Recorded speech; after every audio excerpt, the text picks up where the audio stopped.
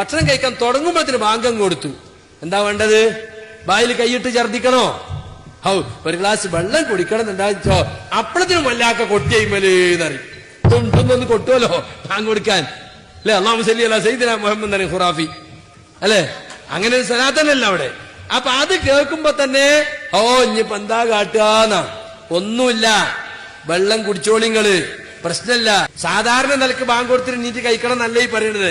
എപ്പോഴെങ്കിലും അങ്ങനെ ആയിപ്പോയാല് ഇന്നിപ്പൊ ഇനി നോൽമ്പ് പോയതന്നെ എന്ന് വിചാരിക്കാൻ നിൽക്കണ്ട. പെട്ടെന്ന് കഴിച്ചിട്ട് അന്ന് നോമ്പെടുക്കണം, നോമ്പ് ഒഴിവാക്കരുത്. അള്ളാന്റെ റസൂലാ പറയുന്നത്, നിങ്ങള് ഭക്ഷണം കഴിച്ചുകൊണ്ടിരിക്കെ പെട്ടെന്ന് ബാങ്ക് കേട്ടാൽ ആവശ്യത്തിലുള്ള കഴിച്ചിട്ട് പാത്രം താഴെ വെച്ചാൽ മതി. ബാങ്ക് വിളിച്ചുകൊണ്ടിരിക്കുന്ന സമയത്ത് നമ്മൾ വെള്ളം കുടിക്കരുത്, ഭക്ഷണം കഴിക്കരുത്.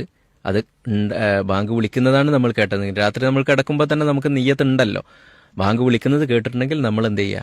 നാം നോമ്പുകാരനാണ് എന്ന നിയ്യത്ത്, ആ നിയ്യത്ത് അങ്ങനെ തുടരുക, അതാണ് ചെയ്യേണ്ടത്. സുബഹിയുടെ ബാങ്ക് വിളി കേട്ടിട്ടുണ്ടെങ്കിൽ പിന്നീട് എന്ത് ചെയ്യരുത്? വെള്ളം കുടിക്കും ചെയ്യരുത്, ഭക്ഷണം കഴിക്കും ചെയ്യരുത്. ഈ വിഷയം പറഞ്ഞപ്പോൾ സാധാരണഗതിയിൽ ചില ആളുകൾക്കൊരു തെറ്റിദ്ധാരണ ഉണ്ട്. വായിൽ വച്ച ഭക്ഷണം ബാങ്ക് വിളിക്കുകയാണെങ്കിലും അത് പൂർത്തിയാക്കിയതിന് ശേഷം എങ്കിൽ പടച്ചോനെ ഇനിയിപ്പോ എന്താ കേട്ട വായിൽ കൈയിട്ട് ഛർദിക്കണോ എന്നൊന്നും ബേജാറാകണ്ട. ആവശ്യത്തിന് വേഗം തിന്നിട്ട് വെള്ളം കുടിച്ചിട്ട് നോമ്പെടുത്തോ. ഇല്ല, അത് സുബഹിയുടെ ബാങ്ക് ആണെങ്കിൽ വായിൽ വെച്ചത് ഇറക്കാൻ പാടില്ല, തുപ്പിക്കളയ തന്നെ വേണ്ടതുണ്ട്. ഇതിനെ സംബന്ധിച്ച് ഇപ്പൊ മുസ്ലിയാക്കന്മാര് പറയുന്നത് അത് സുബഹിന്റെ ബാങ്കല്ല മൗലവി, അത് തഹജ്ജുദിന്റെ ബാങ്കാണ്. അതെ, അത് പിന്നെ നോമ്പിന് സമയത്താകട്ടെ അല്ലാത്ത സമയത്താകട്ടെ 2 ബാങ്കുകൾ ഉണ്ടല്ലോ. ആ 2 ബാങ്കുകളിൽ ആദ്യ ബാങ്കിന്റെ സമയത്താണെങ്കിൽ അതൊക്കെ ശരിയാകും. അതാണ് 2 ബാങ്കിൽ ഒന്നാമത്തെ ബാങ്കിന്റെ സമയത്താണ് എങ്കിൽ നമുക്ക് ഭക്ഷണം കഴിക്കാം.